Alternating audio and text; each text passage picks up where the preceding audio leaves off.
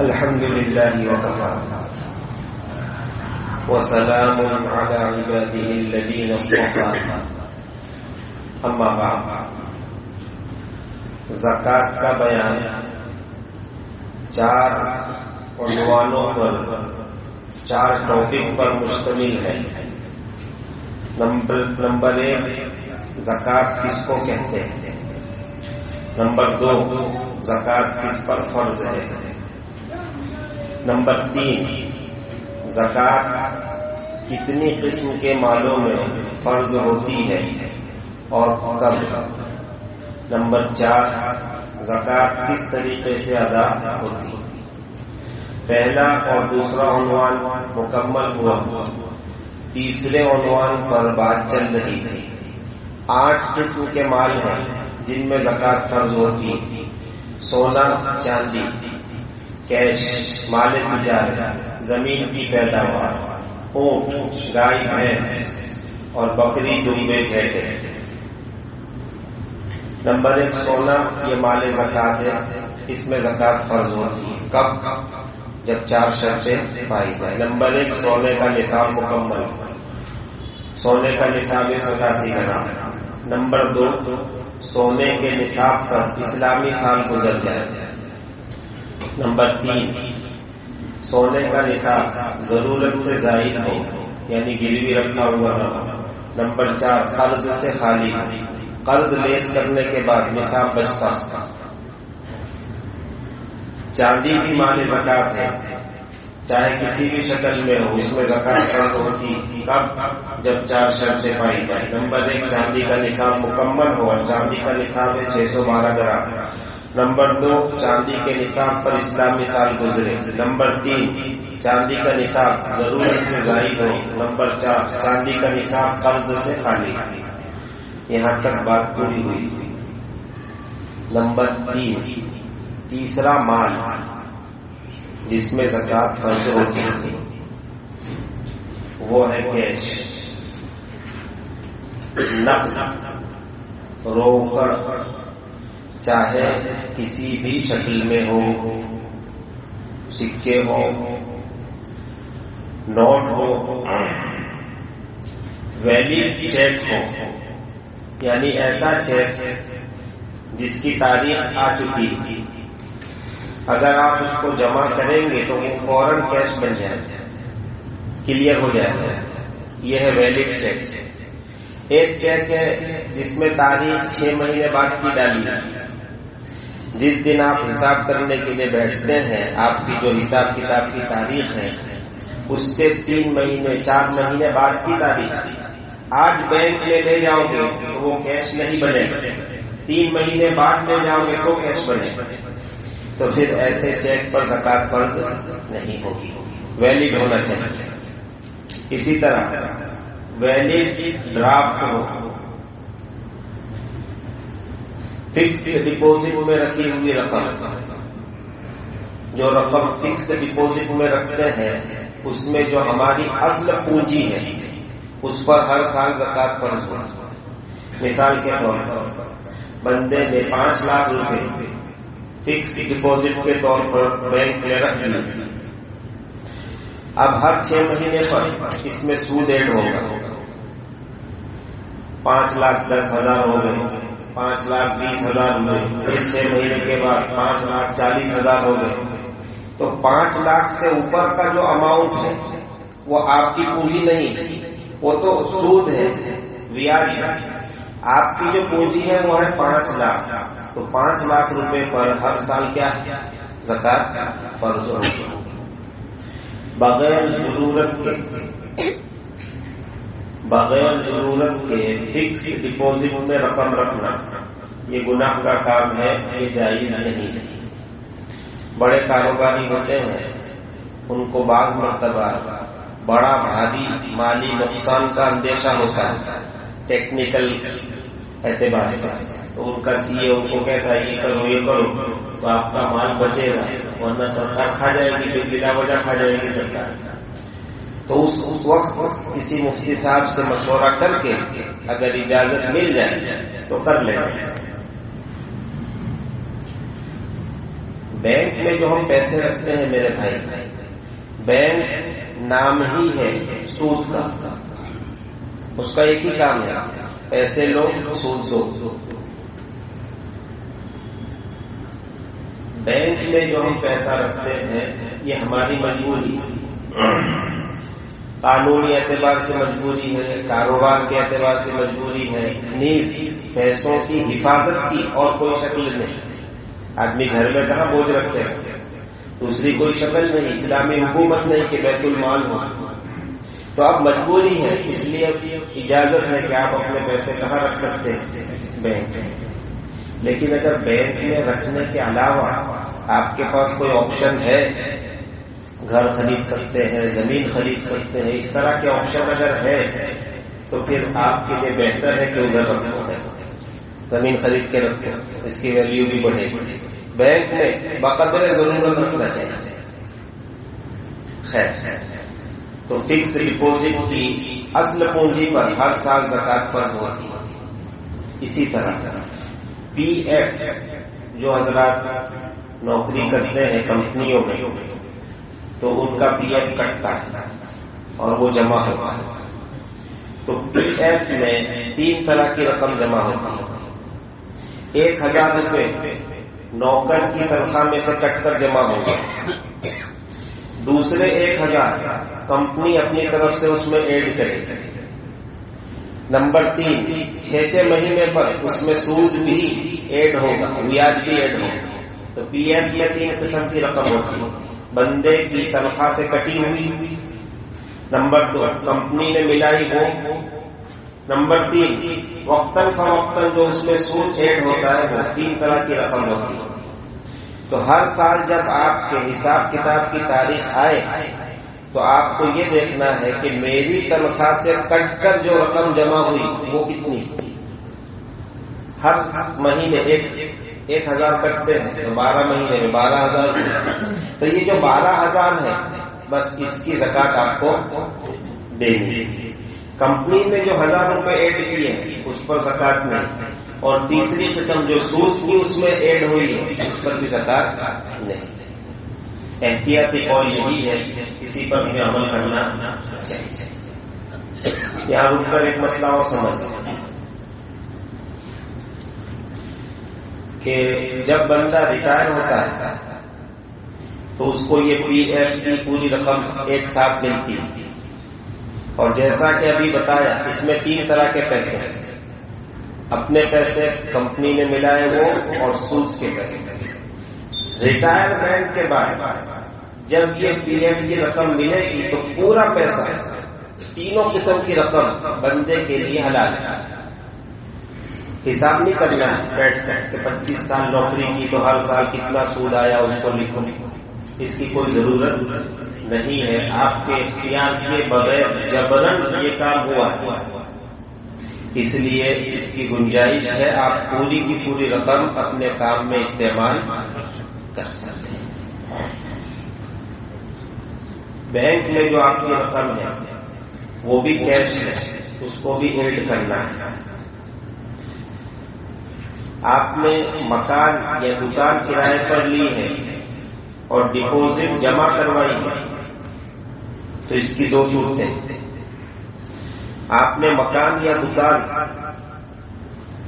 متعین مدت کے لیے کرائے پر لیا، مثال کے طور پر 11 مہینے کے لیے، 2 سال کے لیے، 3 سال کے لیے، اور یہ بات طے ہے کہ 3 سال میں آپ کو گھر خالی کرنا ہی ہے، 3 سال میں آپ کو دکان خالی کرنا ہی ہے، یہ پہلے سے طے ہے۔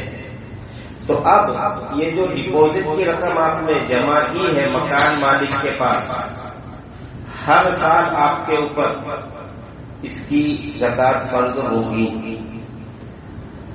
معاملہ متعین مدت کا تو ڈپوزٹ پر ہر سال زکات فرض ہوگا، اور معاملہ غیر متعین مدت کے لیے 5 لاکھ روپے آپ نے ڈپوزٹ کے لیے مکان کرائے پر لیا، اب کب تک رہنا ہے؟ جب تک جی میں ہو رہو کوئی مسئلہ نہیں۔ تو یہ غیر متعین مدت کے لیے آپ نے مکان لیا ہے کرائے پر اور ڈپوزٹ جمع کی، تو اس ڈپوزٹ پر زکات فرض نہیں ہوگی، نہ کرایہ دار پر جو اس کا مالک ہے اور نہ مالک مکان پر جو اس کا محافظ ہے، کسی پر بھی زکات فرض نہیں ہے۔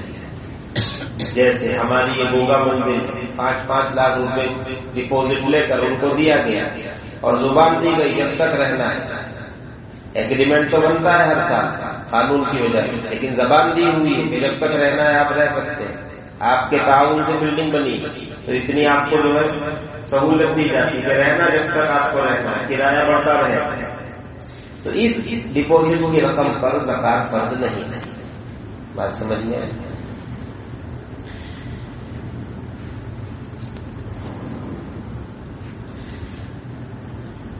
انشورنس کرواتے ہیں، میڈیکل انشورنس، آدمی بیمار ہوتا ہے پھر کمپنی خرچ اٹھاتی ہے۔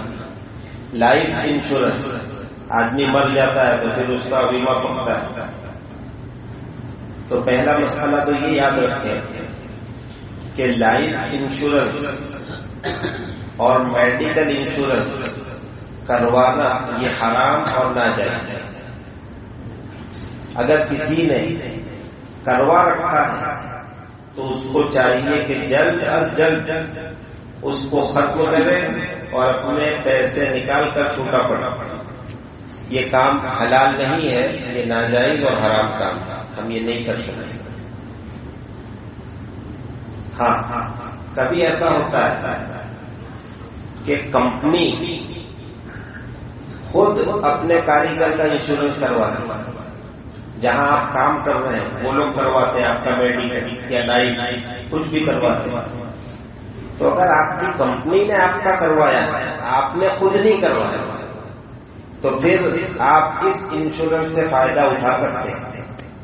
ٹاٹا کمپنی میں آپ نے جاب لی اور ٹاٹا والوں کا یہ قاعدہ ہے، وہ کہنے انشورنس کروائی، انہوں نے انشورنس کروا لیا، اللہ نہ کرے آپ بیمار پڑے تو اس انشورنس کے بیس پر آپ ہاسپٹل سے فائدہ اٹھانا چاہیں تو اٹھا سکتے ہیں۔ یہ آپ کے اختیار کی چیز نہیں تھی، یہ کمپنی نے کیا ہے اپنی مرضی سے، آپ کے اختیار سے نہیں۔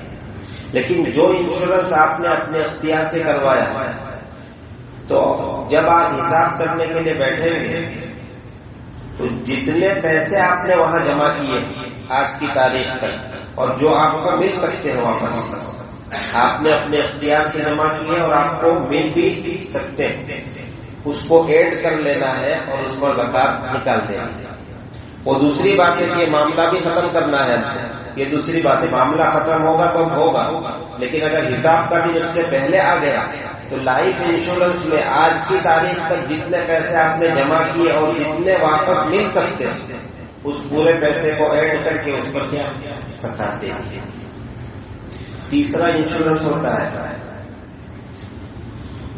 کاروبار کا انشورنس، آدمی کا کارخانہ ہے تو اس کا انشورنس، دکان ہے اس کا انشورنس۔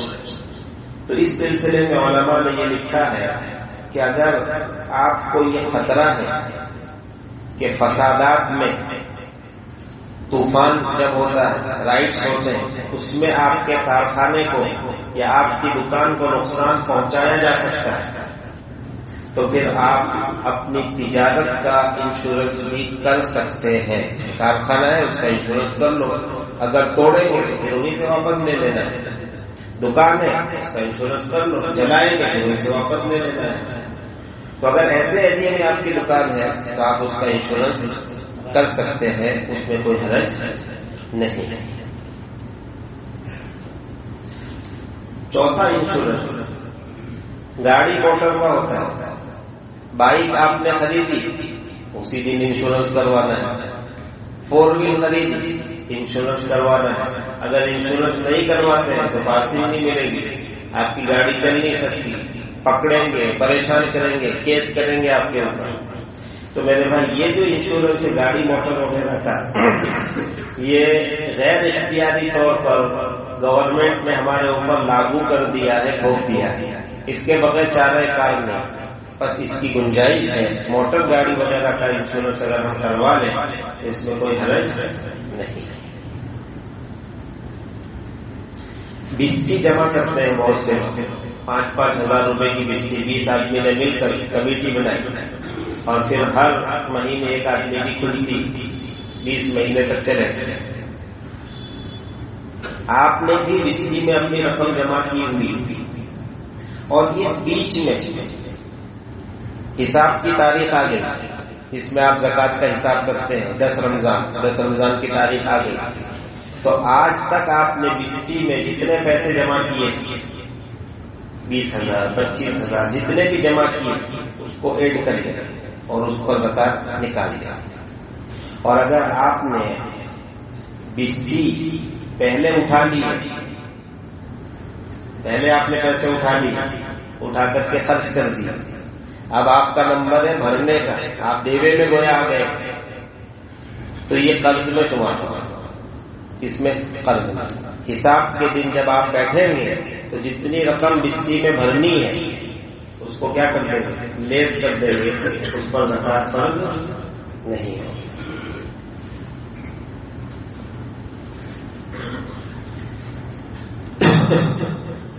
قرض 2 طرح کا ہے.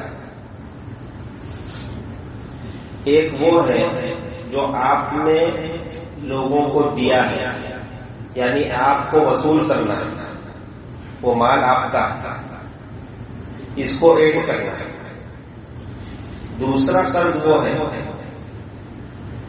جو آپ نے لوگوں سے لیا ہے، آپ کو چکانا ہے، اس کو لیس کرنا ہے.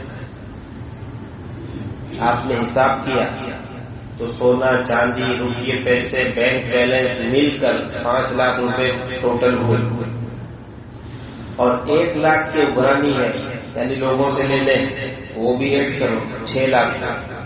اور سامنے 3 لاکھ چکانے کے تو 3 لاکھ کو لیس کر دو، اب بچے کتنے؟ 3. تو زکوٰۃ کتنے پر آئے؟ 3 لاکھ پر. تو جو ہمیں چکانے ہیں اس کو لیس کر دو اور جو ابھرانے ہیں لینے ہیں اس کو ایڈ کر دو اور اس پر کیا کرو؟ زکوٰۃ. پھر میرے بھائی قرض بھی 3 طرح کا ہے. جو قرض ہم نے لوگوں کو دیا ہے واپس لینا ہے، یہ قرض 3 طرح کا ہے. ایک وہ جس کے واپس آنے کی امید ہے، دوسرا وہ جس کے واپس آنے کی امید نہیں، بھول جاؤ، تیسرا وہ کہ جس میں 50-50 کا چانس ہے. نمبر 1 جس کے واپس آنے کی امید ہے، آج نہیں تو کل نہیں تو پرسوں واپس آنا ہے، تو ایسے تمام قرضوں پر زکوٰۃ فرض ہوگی. جب ہم حساب کریں گے ان قرضوں کو بھی ایڈ کریں گے اور ان کی زکوٰۃ نکالیں گے. نمبر 2 جس کے آنے کی امید ختم ہو چکی، بندہ لے کر اڑ گیا یا بندہ لے کر قریب ہو چکا، کوئی امکان ہی نہیں کہ قرض آئے گا، تو ایسے قرض پر زکوٰۃ فرض نہیں ہوگی. ہاں 5 سال کے بعد اچانک بندہ آیا اور آپ کا قرض اس نے دے دیا، امید نہیں تھی اس لیے آپ پر زکوٰۃ فرض نہیں ہوتی تھی، لیکن اتفاق سے اس کے پاس انتظام ہوا اور اس نے لا کر آپ کو آپ کا قرض چکا دیا. تو اب آج کے بعد جب حساب کی تاریخ آئے گی، آئندہ جب حساب کی تاریخ آئے گی اس تاریخ میں اس کو ایڈ کریں گے اور اس کی زکوٰۃ ادا کریں گے. پچھلے سالوں کی زکوٰۃ فرض نہیں ہے. نمبر 3 وہ قرض جس کے آنے اور نہ آنے کی امید 50-50. اگر آپ ایسے قرض کی زکوٰۃ دے دیں تو اچھی بات ہے، اور اگر آپ نہیں دیتے تو کوئی گناہ نہیں ہوگا. ہاں جس دن یہ قرض آ جائے تو پچھلے سالوں کی بھی زکوٰۃ دینی پڑے، اور اگر نہیں آئے تو پھر کوئی مسئلہ ہی نہیں. تو جو قرض آپ نے دیا ہے کسی کو، یہ کتنی طرح کا؟ 3 طرح کا ہوتا ہے. آنے کی امید ہے تو زکوٰۃ دینی ہے، آنے کی امید نہیں تو زکوٰۃ بھی نہیں. 50-50 کا چانس ہے، دے دے اچھا ہے، نہیں دیں گے گناہ نہیں. لیکن بعد میں جا کر وہ واپس مل گیا تو پھر پچھلے سالوں کی زکوٰۃ بھی ہمیں ادا کرنی پڑے. تو خیر بات یہ چل رہی تھی کہ کیش یہ مال زکوٰۃ ہے اس میں زکات فرض ہوتی ہے، چاہے کیش کسی بھی شکل میں. یہ ساری شکلیں ہم نے جو بتائی ہے کس کی بتائی؟ کیش کی شکلیں بتائی. کیش میں زکات فرض ہوتی ہے کب؟ جب 4 شرطیں پائی جائے تب. پہلی شرط کیش کا نصاب مکمل ہو. کیش کا بھی وہی نصاب ہے جو چاندی کا ہے، یعنی 612 گرام چاندی کے برابر روپیے پیسے جمع ہو گئے تو روپیے پیسوں کا نصاب پورا ہوا. نصاب پورا ہوا تو اب زکات کا حساب شروع کریں. نمبر 2، کیش کے نصاب پر اسلامی سال گزر جائے. یہ مسئلہ پچھلی مجلس میں بھی بتایا تھا کہ آدمی 2 طرح کے ہیں. ایک وہ شخص ہے جو ہر سال زکات دیتا ہے، پچھلے سال بھی اس پر زکات فرض تھی اور اس سال بھی زکات فرض ہے. اس کو یہ نہیں دیکھنا کہ کتنا آیا، کب آیا، کہاں سے آیا، یہ نہیں دیکھنا. آج کی تاریخ میں کتنا ہے، جتنا بھی ہو پورے پر زکات کیا ہوگی؟ فرض ہوگی. چاہے 2 دن پہلے آیا ہو، چاہے 10 دن پہلے آیا ہو، ہدیے میں آیا ہو، چاہے خریدا ہو، چاہے وراثت میں آیا ہو، جتنا بھی مال ہے پورے پر کیا ہے؟ زکات فرض. پچھلے سال کی تاریخ اور اس سال کی تاریخ دونوں تاریخوں میں نصاب پورا، چاہے بیچ میں کمی زیادتی ہوئی ہے اس کا اعتبار نہیں. اس لیے میرے بھائی ہمیں چاہیے کہ ہم زکات کے حساب کتاب کے لیے ایک تاریخ طے کریں. جب تک ہم تاریخ طے نہیں کریں گے ہمیں پتہ ہی نہیں چلے گا اور صحیح معنی میں ہماری زکات ادا نہیں ہو سکے گی.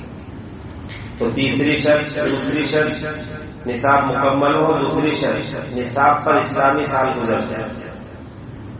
بندے 2 طرح کے، ایک وہ ہے جو ہر سال زکات دیتا ہے، دوسرا بندہ وہ ہے جو پہلی مرتبہ صاحب نصاب بنا ہے، پہلی مرتبہ مالدار ہوا ہے. اس سے پہلے اس کے پاس نصاب پورا نہیں تھا. 612 گرام چاندی کی ویلیو آج کل کی تاریخ میں تقریباً 43,000 روپے ہوتی. 43,000. اس بندے کے پاس زندگی میں پہلی مرتبہ 50,000 کی رقم ہے. تو دیکھو 50,000 کا یہ مالک ہوا تو نصاب سے اوپر پہنچ گیا. بس جس دن یہ نصاب کا مالک ہوا ہے اس تاریخ کو نوٹ کریں. 10 رجب سن ہجری 1443 کے دن میں کیش کے نصاب کا مالک ہوا. یہ ڈائری میں لکھ کر رکھ دیں. اگلے سال جب 10 رجب کی تاریخ آئے گی تو اس کو بس یہ دیکھنا ہے کہ نصاب اس کے پاس ہے یا نہیں.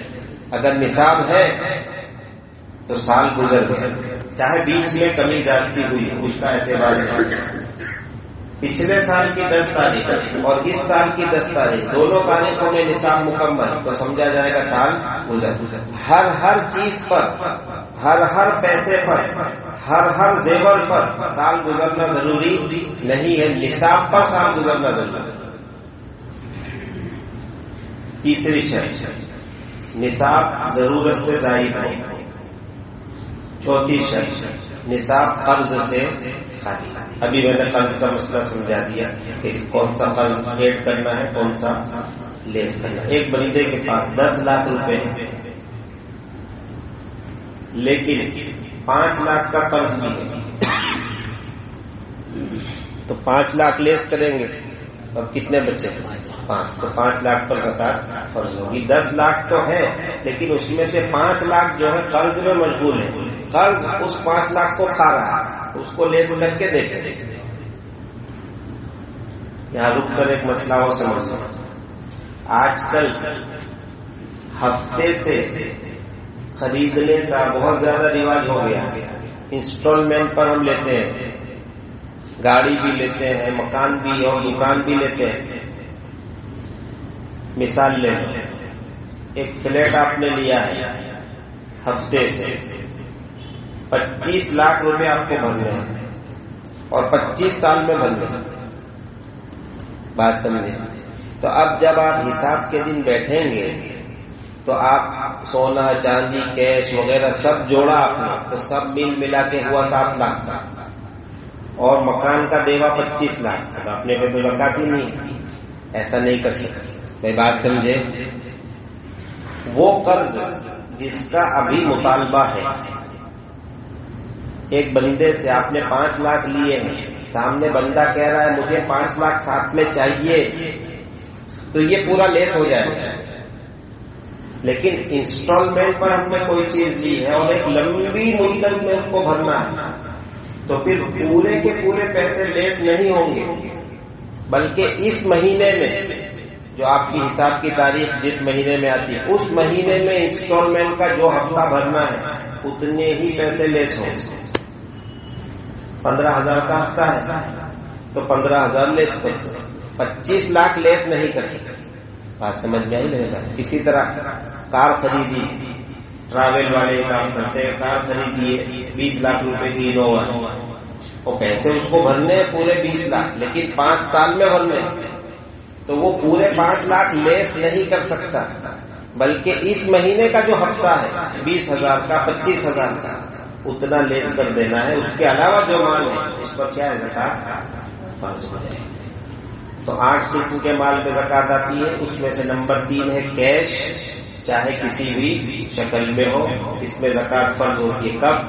جب 4 شرطیں پائی جائے. نمبر 1 کیش کا نصاب مکمل ہو، نصاب پر اسلامی سال گزر جائے، نصاب ضرورت سے زائد ہو، نصاب قرض سے خالی ہے. ضرورت کی مثال بھی لے لو. حساب کرنے کے لیے آپ بیٹھے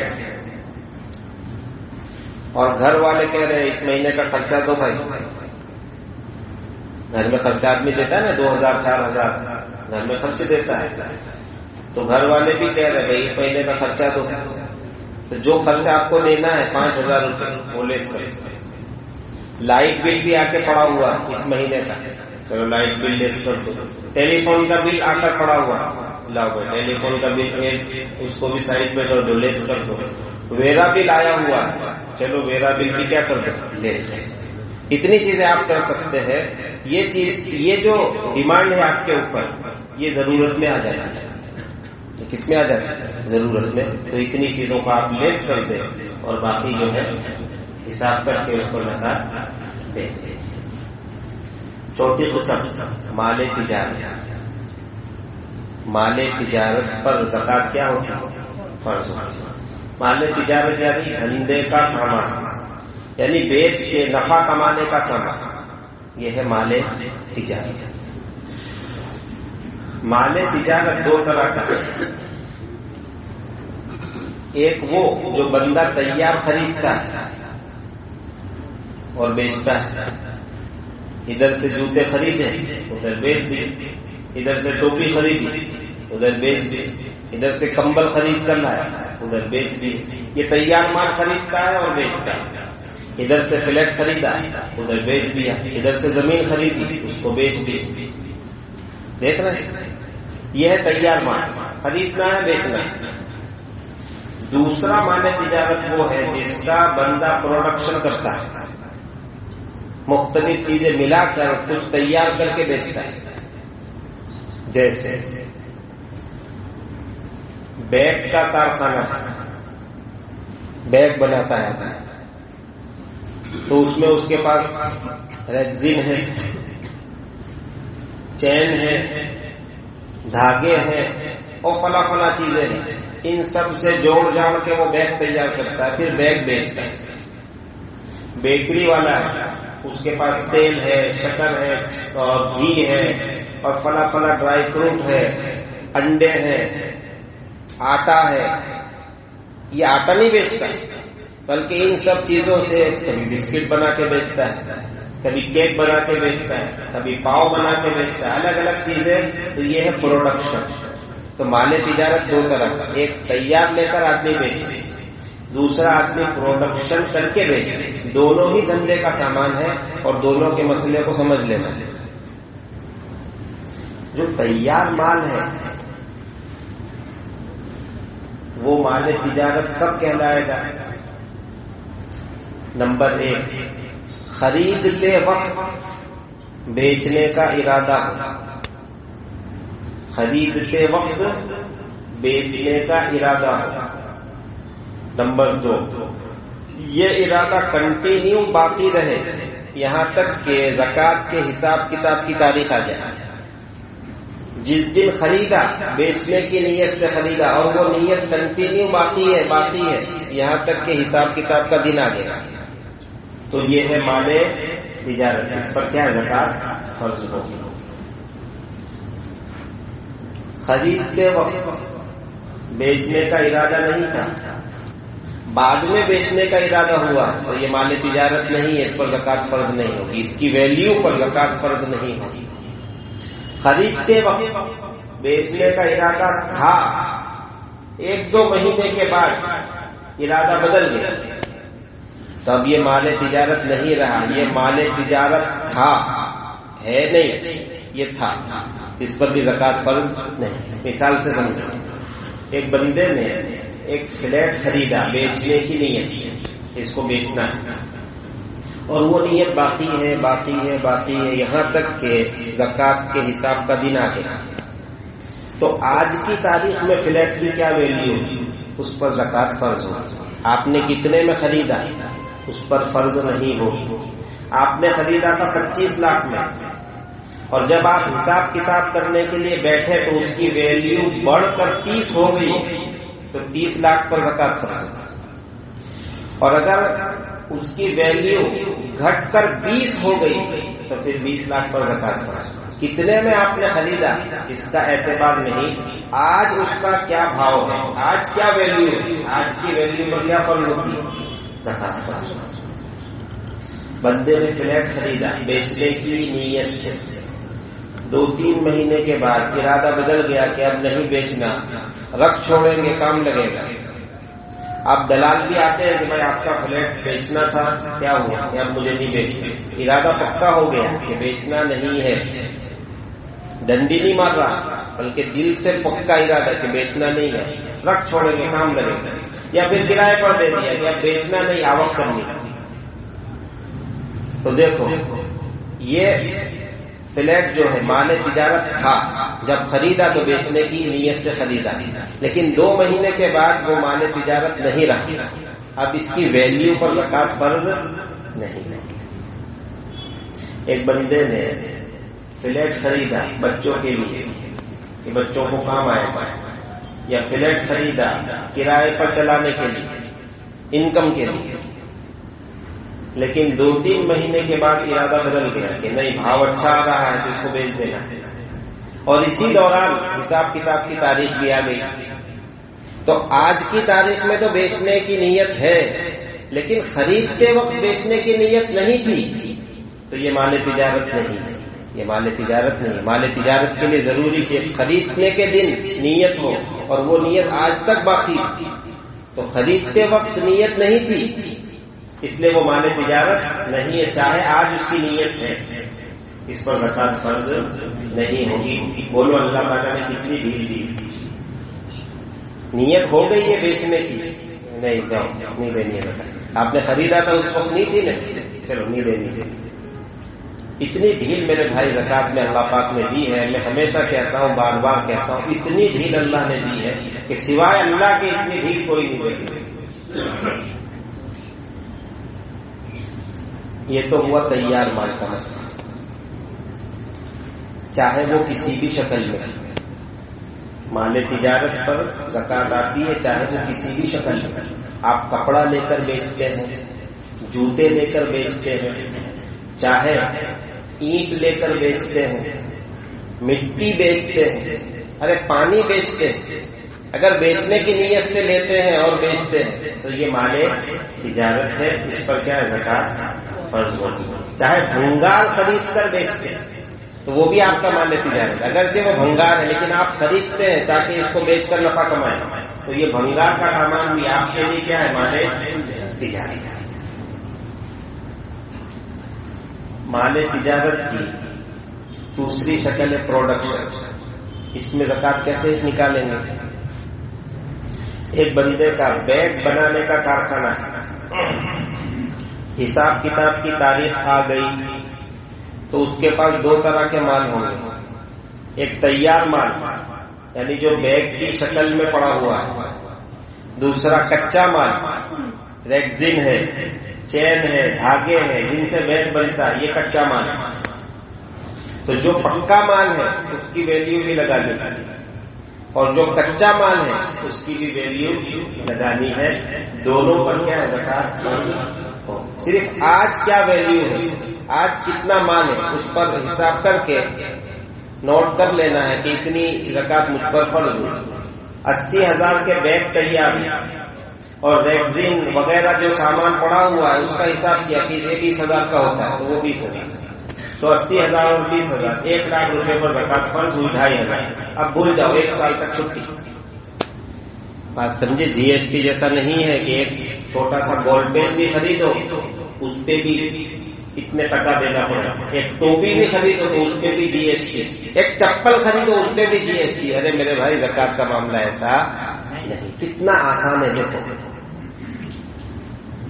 نہ ہر چیز پر اللہ نے زکات رکھی اور نہ ہی ٹرن اوور پہ رکھی. انکم ٹیکس میں ٹرن اوور دیکھا جاتا ہے کہ پورے سال میں کتنے پیسے آئے، کہ آئے 20 لاکھ، گئے کتنے کہ 15 لاکھ، تو بچے کتنے 5. چل 5 لاکھ کی زکات دے، 5 لاکھ پر ٹیکس دو. ٹرن اوور پر ٹیکس لگتا ہے. اللہ کے ایسا بھی نہیں ہے ٹرن اوور پر ٹیکس نہیں لگتا. آپ خرید رہے ہیں، بیچ رہے ہیں، کھا رہے ہیں، استعمال کر رہے ہیں، اس کا کوئی حساب نہیں. پورے سال کھاؤ پیو، اس کا کوئی حساب نہیں. ایک تاریخ طے کرنی ہے، اس تاریخ میں دیکھنا ہے میرے پاس پکا مال کتنا ہے، کچا مال کتنا ہے، اس پر اتنی زکات ہوئی. اب 1 سال کے لیے چھٹی جائے، کرو کماؤ کھاؤ جتنا کھانا ہے. کون دے سکتا ہے اتنی چھٹی؟ تو میرے بھائی، یہ زکات کا جو معاملہ ہے نہ یہ جی ایس ٹی کی طرح ہے نہ یہ ٹرن اوور کی طرح ہے. یہ تو اتنا آسان ہے کہ اس سے آسان ہو ہی نہیں سکتا. مثال دے دو، اس سے آسان ہو ہی نہیں سکتا. ہم نے دیوبند میں دیکھا، بڑے بڑے کتب خانے ہیں علماء کرام کے، ان کے ہاں جو حساب کی تاریخ طے ہوتی ہے، جب وہ تاریخ آتی ہے تو شٹر ڈاؤن ہو جاتا ہے، دکان بند. کیا ہو رہا ہے کہ اسٹاک کی گنتی چلی ہے، کتنا اسٹاک، پورا اسٹاک گنو، 2 دن 4 دن اسٹاک گنو. جب اسٹاک گنا جا چکا تو پھر دکان کھلے گی، اب بکری شروع ہوگی. تو میرے بھائی، جو ہم دھندا تجارت کرتے ہیں ہمیں چاہیے کہ 1-2 دن دکان بند کرنی پڑے تو یہ بھی عبادت ہے. زکات کا حساب کرنے کے لیے آپ نے دکان بند کی ہے، اللہ کو راضی کرنے کے لیے آپ نے دکان بند کی ہے، اس میں بھی خیر اور برکت ہے. تو بہت سے مسلمان اندازہ لگا لو کتنے. ایسا مت کرو. اندازے میں اگر آپ نے زیادہ دیا تو اچھا ہے، لیکن اگر 1 روپیہ بھی کم دیا ہے زکات کا تو اللہ کے آپ کی پکڑ ہو جائے گی. زکات کوئی نفلی چیز نہیں، زکات فرض ہے جس طرح نماز فرض ہے. وہ بدنی عبادت میں اس کا مقام ہے اور مالی عبادت میں اس کا مقام ہے. اس کے بغیر بھی نجات نہیں اور اس کے بغیر بھی نجات نہیں. اس لیے اسٹاک کے گننے کے لیے اگر 2-4 دن دکان کارخانہ بند کرنا پڑے تو اس میں کوئی تکلف نہیں کرنا چاہیے، بلکہ بند کر دینا چاہیے. بیکری کے اندر حساب کتاب کے لیے جتنا مال بن کے تیار ہے اس کی ویلیو لکھو، اور جو کچا مال ہے اس کی بھی ویلیو لکھو، اور ٹوٹل کر کے اس پہ 2.5% کے حساب سے کتنی زکات ہوتی ہے وہ لکھ لو کہ اتنی زکات مجھ پر فرض ہے. ابھی دینا کوئی ضروری نہیں، دینے کے لیے پورا 1 سال ہے، 1 سال کی مہلت ملتی. اگلا سال آنے سے پہلے اگلے سال کی تاریخ آنے سے پہلے آپ کو زکات دے گی دھیرے دھیرے کر کے. ایک آدمی کی فیکٹری ہے، دھاگے لاتا ہے اور کپڑے بنا کر بیچتا ہے. حساب کتاب کی تاریخ آ گئی تو تیار کپڑا کتنا ہے وہ بھی 1 کروڑ کا تیار کپڑا. دھاگے کتنے ہیں، کلر مارتے ہیں کپڑے کو، کلر کتنا ہے، یہ دھاگے 50,000 کے، کلر بھی 50,000 کا، اور 1 کروڑ کا تیار مال تو 1 کروڑ 1 لاکھ ہوا. تو 1 کروڑ 1 لاکھ پر زکات کیا فرض ہوگی؟ صرف مال پر زکات فرض کی ہے شریعت. دیکھ رہے ہیں آپ، یہ جو اس کا کارخانہ ہے اس کی زمین 2 کروڑ کی، پھر اس نے جو ڈھانچہ بنایا 2 کروڑ کا ڈھانچہ، پھر جو مشینیں ہیں 4 کروڑ کی مشینیں، تو کارخانے کی ویلیو 8 کروڑ ہو جاتی ہے، لیکن اس پر 1 روپیہ بھی زکات فرض ہوگا. جو آپ پروڈکشن کریں گے بس اسی پر زکات. کتنی بھیڑ اللہ پاک نے عطا کرنا. بلڈر لوگ ہیں، بلڈر ان کا کام ہے زمین خریدنا، فلیٹ بنا کے بیچنا. حساب کتاب کا دن آ گیا تو کتنے فلیٹ تیار ہیں، ویلیو لگاؤ آج کی، اس پر زکات فرض ہو. کبھی کبھی ایسا ہوتا ہے کہ کنسٹرکشن کا کام ابھی چالو ہے اور زکات کی تاریخ آ گئی، تو دیکھو کہ آج کی تاریخ میں اس کنسٹرکشن کی کیا ویلیو ہے. ادھورا ہے تو ادھورے کی ویلیو لگے گی، آج یہ ویلیو ہے. نیز اس بلڈر کے پاس سیمنٹ پڑی ہوئی 2 ٹرک بھر کے، وہ کنسٹرکشن میں یوز ہونے والی، ریتی پڑی ہوئی، پتھر کچی پڑی ہوئی ہے، سلیے پڑے ہوئے، بلڈنگ بن رہی ہے، تو یہ سب کچا مال بھی پڑا ہوا ہے، اس کو بھی شمار کر لینا کتنے روپے کا ہے کچا مال. جو ادھورا تیار ہے اس کو بھی گننا ہے، جو پورا تیار ہے اس کو بھی گننا ہے، جو کچا مال ہے اس کو بھی گننا ہے. اسی طرح بلڈر نے زمین خریدی فلیٹ بنا کر بیچنے کی نیت، ابھی کام کاج شروع نہیں ہوا، خالی پڑی ہوئی زمین، لیکن وہ پروجیکٹ کرنا ہے، اس کی پروسیجر چل رہی ہے اور حساب کتاب کی تاریخ آ گئی. تو آج کی تاریخ میں اس زمین کی کیا ویلیو ہے، اس پوری ویلیو پر کیا ہوگی، زکات فرض ہو جائے. تو میرے بھائی مال تجارت پر زکات فرض ہوتی ہے، چاہے یہ کسی بھی شکل میں ہو. کب؟ جب 4 شرطیں پائی جائیں. نمبر 1، مال تجارت کا نصاب مکمل ہو. مال تجارت کا نصاب بھی وہی ہے جو کیش کا ہے، جو چاندی کا ہے، یعنی مال تجارت 612 گرام چاندی کے برابر. نمبر 2، نصاب پر سال گزر جائے، یعنی جس تاریخ میں آپ کے پاس 612 گرام چاندی کے برابر مال تجارت ہے جس کے آپ مالک ہیں، اس تاریخ کو نوٹ کرنا ہے. اگلے سال جب وہ تاریخ آئے گی تو دیکھنا ہے کہ آپ کے پاس اتنا بیلنس، اتنا سونا، اتنی چاندی یا اتنا مال تجارت، یہ سب مل کر اتنا ہے یا نہیں. اگر ہے تو سال گزر گیا اور آپ کو زکات دینی. یہاں بھی یہی دیکھنا ہے، جو ہر سال زکات دیتا ہے اس کو بسم اللہ بول کے زکات نکال کے. نمبر 3، ضرورت سے زائد ہو. نمبر 4، قرض سے خالی. آپ کے پاس جو مال تجارت ہے اس کی ویلیو ہوتی ہے 10 لاکھ روپے، لیکن 5 لاکھ چکانے ہیں ویپاریوں کو.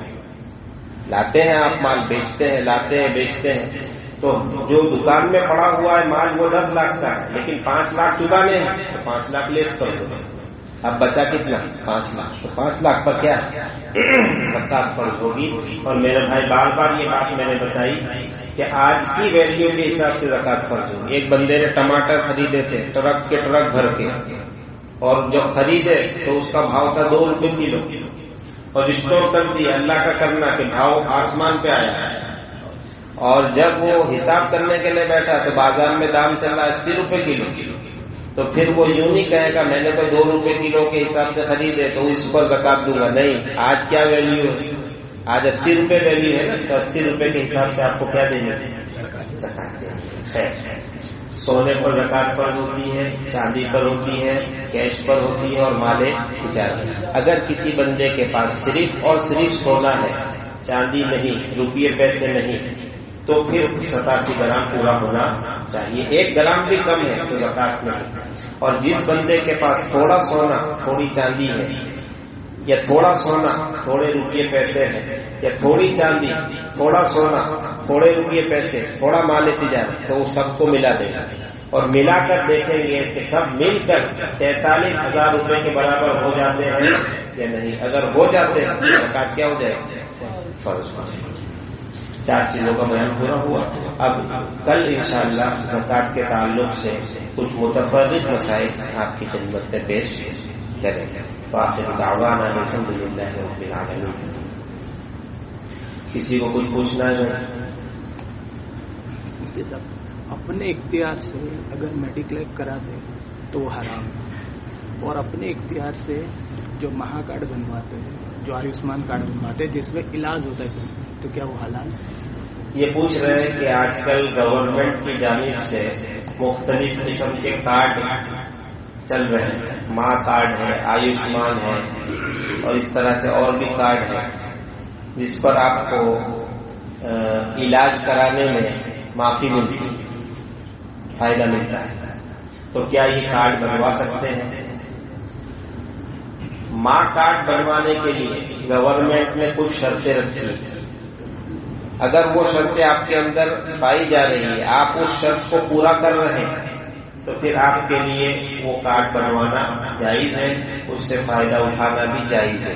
مین مسئلہ اس میں انکم کا آتا ہے کہ سالانہ انکم اس سے کم ہونی چاہیے تو آپ بنا سکتے ہیں. اب لوگ کیا کرتے ہیں، جھوٹ موٹ کر داخلہ بنا کر کے وہ کارڈ نکال لیتے ہیں. یہ تو گناہ کا کام ہے. دھوکہ مسلمان نہیں دیتا، مسلمان کبھی دھوکہ نہیں دیتا. اس میں جھوٹ بھی ہے، اس میں دھوکہ بھی ہے. اس لیے اسلام کی بھی بدنامی کہ مسلمان ایسے ہوتے ہیں جھوٹ بول بول کے جو کارڈ بنواتے ہیں. تو جھوٹ بول کر کارڈ نہیں بنوانا، یہ جائز نہیں، نہ اس سے فائدہ اٹھانا جائز ہے. لیکن جو حقدار ہے، شرط پوری ہو رہی ہے، تو پھر اس کو چاہیے کہ وہ کارڈ بنوا لیں. جب حکومت ایک فیسلٹی دے رہی ہے تو کیوں نہیں اٹھاتے؟ اتنا ٹیکس بھرتے ہو، سب بھرتے ہو، فیسلٹی کی بات آتی ہے تو پیچھے رہ جاتے ہو. آگے بڑھ کے بناؤ، سارے کارڈ بنا لو جتنے بنا سکتے ہو اور بھرپور فائدہ اٹھاؤ.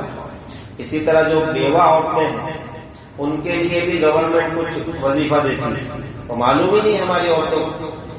ارے 1000 ہی روپے صحیح، اگر ہر مہینے ملتے ہیں، گھر بیٹھے بٹھائے اکاؤنٹ میں آ رہا ہے تو کیوں نہیں لیتے؟ بھائی لینے چاہیے.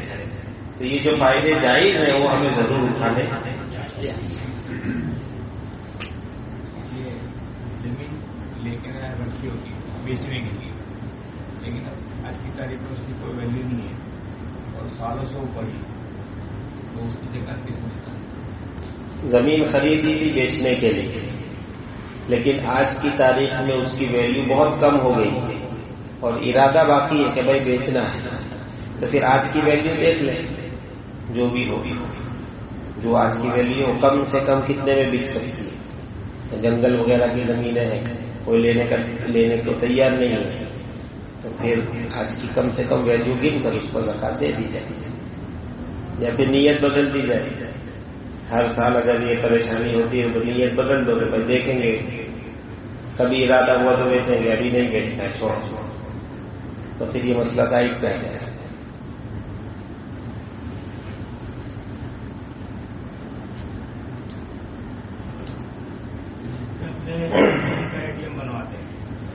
کھاتا کھلواتے ہیں تو اپنے سال بعد یا 6 مہینے یوز کیے، اس میں بینک کچھ پیسے ڈال دیتا ہے، مان کے چلو بیاج کتنی ہوں گے وہ پیسے. اب ہم ATM ڈالتے ہیں، نکالتے ہیں، اس پہ ہمارا چارج پڑتا ہے، تو ملا جلا کے وہ پیسے قریب برابر ہو رہے ہیں. تو وہ بیاج ہمارے لیے جائز ہے یا اس طرح ہم اس کو پورا کر رہے ہیں؟ یہ کہہ رہے ہیں کہ بینک اکاؤنٹ ہے، اس میں بیاج بھی آتا ہے اور آتا ہی ہے بیاج، اور ATM کارڈ بھی آپ یوز کر رہے ہیں، اس کا چارج بھی لگتا ہے. تو جتنا سود بینک نے آپ کو دیا تھا سروس چارج اس کے برابر ہوگا. ATM کا سروس چارج سود کے برابر ہوگا، تو پھر ٹھیک ہے، اس کو اس میں گن لو، اس کی گنجائش ہے. لیکن ایسا کم ہو، سود زیادہ آتا ہے اور سروس چارج تو 20-25 روپے ایسا کچھ کٹتا ہے 3 مہینے، تو اتنا نہیں ہوتا ہے. لیکن اگر ہو گیا ہے تو ٹھیک ہے، اس کو ہم مینیج کر سکتے ہیں کہ یہ جو سروس چارج کٹا یہ سود، اس کی گنجائش ہے. اور اگر نکال کر سود آپ دے دیں تو یہ زیادہ اچھا ہے. میرے بھائیوں، یہ بینک میں جو سود کی رقم ہوتی ہے ہمیں چاہیے کہ 6 مہینے میں حساب کر کے اس کو نکال لیا جائے. عام طور پر مسلمان غفلت میں پڑتا ہے تو نہیں نکالتا، یہ سود ہے، حرام ہے. اور ابھی 2-3 سال پہلے یہ بات ہم تک پہنچی کہ مسلمان کے جو اکاؤنٹس ہے بینک میں جس میں بیاج کی رقمیں پڑی ہوئی ہیں اور دھیان دینے کے لیے وہ تیار نہیں، RSS والے وہ رقم نکالتے ہیں اور وہ نکال کر ہمارے خلاف استعمال ہے. کتنی افسوس کی بات ہے. ہمارے اختیار میں تھا، ہم اس کو کام میں لا سکتے، ہم نے غفلت برتی اور وہ ہمارے خلاف، اسلام کے خلاف استعمال ہو رہی. اس لیے ہر 6 مہینے میں اپنی پاس بک چیک کرتے رہنا ہے اور جتنی رقم جمع ہوئی نکال کے سائٹ پہ کرتے ہیں. اور یہ رقم کس کو دینی ہے؟ مسلمان غریب نہیں، ایسا مسلمان جو زکات کا حقدار ہے اس کو آپ بیاج بھی دے سکتے ہیں. بول کر دینا چاہے بول کر دے دیں، بغیر بولے دینا چاہے بغیر بولے دے وہ حقدار ہے، اس کو آپ دے سکتے ہیں۔ اسی طرح غیر مسلم اگر غریب ہے، زکوٰۃ کی جو استحقاق کی شرط ہے اس میں وہ آتا ہے، غریب ہے، ہندو ہے، غریب ہے، اس کو بھی آپ بیاج کی رقم دے سکتے ہیں، لیکن ہمیں بیاج نکالنے کی بہت فکر کرنی چاہیے۔ اور بعض حضرات یہ پوچھتے ہیں کہ بینک میں بیاج کی رقم آئی ہوئی ہے 1000 روپے، تو میں اپنی جیب سے 1000 دے دوں اور اس کو اس سے بدل لوں۔ بینک میں 1000 روپے بیاج ہے، جیب سے آپ نے یہ نیت کر کے دے دیے کہ یہ وہ بیاج ہے وہ دیتا، تو میرے بھائی یہ جائز نہیں ہے۔ اگر زکوٰۃ میں ایسا ہو تو جائز ہے، پیسے اکاؤنٹ میں ڈالے، آپ کے دوست نے 5000 روپے زکوٰۃ کے کہ غریبوں میں دے دینا، آپ نے وہاں سے نہیں نکالے، آپ نے اپنی جیب سے اس نیت سے کہ وہ 5000 میں لے لوں گا، یہ 5000 غریب کو دے دیتا، اس میں آپ کر سکتے ہیں۔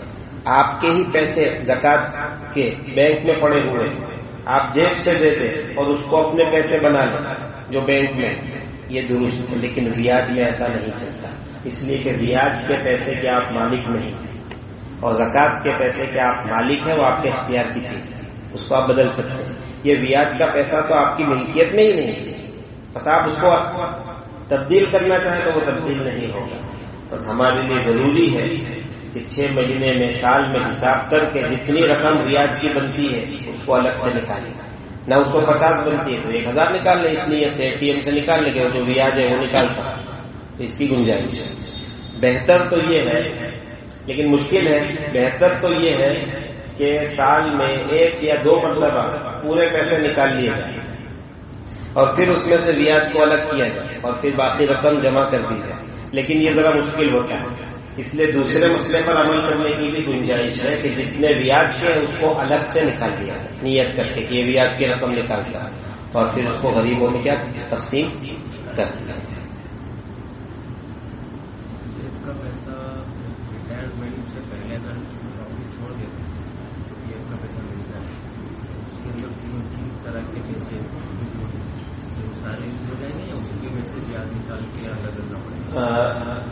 ریٹائرمنٹ کی جو تاریخ ہے، جو مدت ہے، اس سے پہلے ایک آدمی نے خود ریٹائرمنٹ لے لیا کہ اب مجھے نوکری نہیں کرنی ہے، مجھے ریٹائرمنٹ چاہیے، تو آج تک کا جو PF جمع ہوا ہے وہ اس کو مل جائے گا اور اس میں 3 قسم کی رقم ہوگی اور یہ تینوں قسم کی رقم حلال ہے، استعمال کر سکتے ہیں۔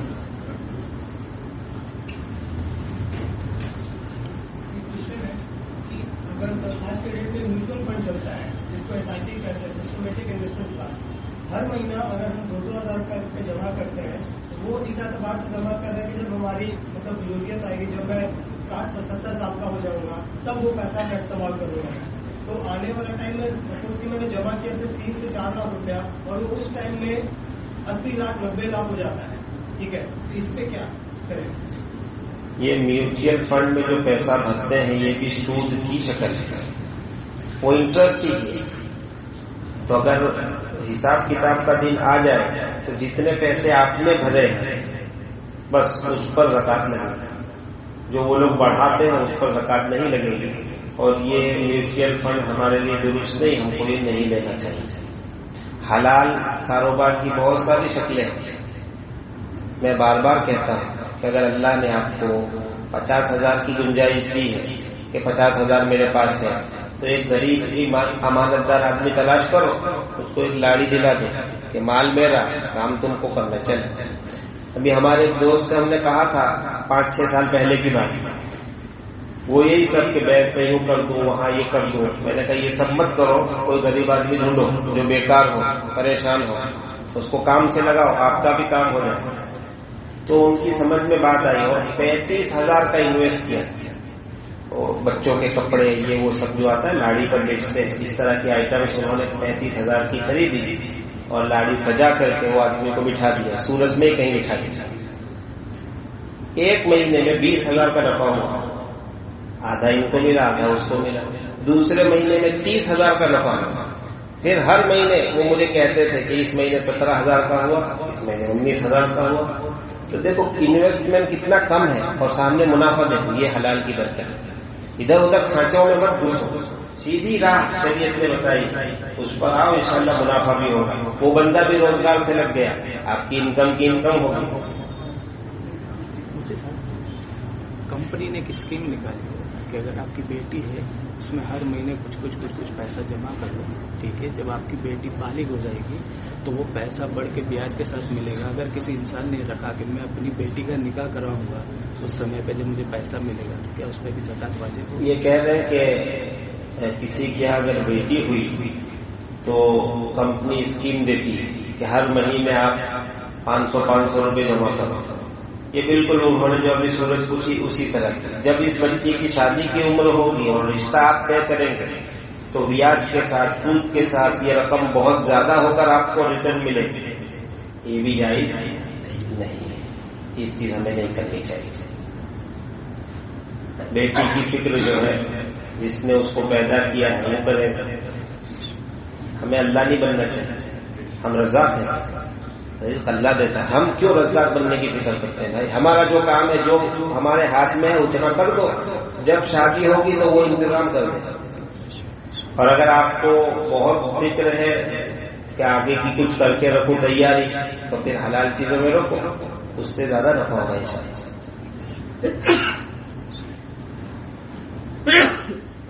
से ये रिटायर हुआ है तो थोड़ा मेरा व्यवसाय है, इसके लिए तो बीपीएफ पे जो इंटरेस्ट मिलता है वो सही से।